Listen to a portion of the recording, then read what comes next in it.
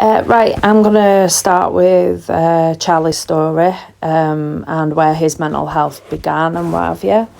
And then we'll just I'll just tell you the whole story throughout the videos that I'm doing.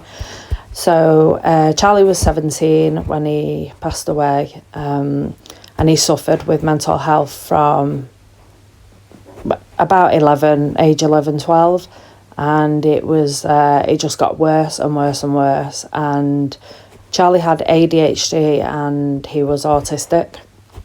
He was also transgender, but that didn't really pose any real issues. His mental health kind of got in the way of him being able to move forward in his transitions and stuff. But so his mental health, he was on ADHD medication.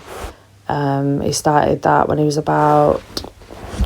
quite young, not very, very young, I think about 11. And then we just kind of noticed a difference in him. He just become really withdrawn and not the same person. He used to be really lively and chatty and, would like to have a laugh and stuff. Whereas as the mental health issues went on, he just become this person where we couldn't really have much of a laugh with it. He just wasn't the same person.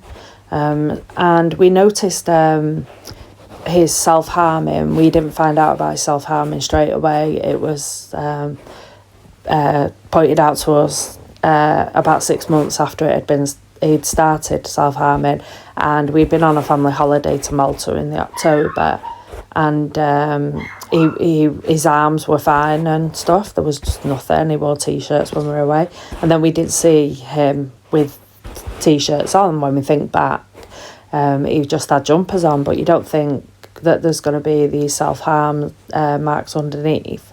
So so that's where it began, was the self-harm and him cutting himself and things like that. And we noticed a big jump in his mental health. He'd had his ADHD medication put his dosage put up twice in that period. So we broached the paediatrician and said, look, could it be this? And she said, absolutely, yeah. So he had his ADHD medication changed. And that was really the beginning, to be honest.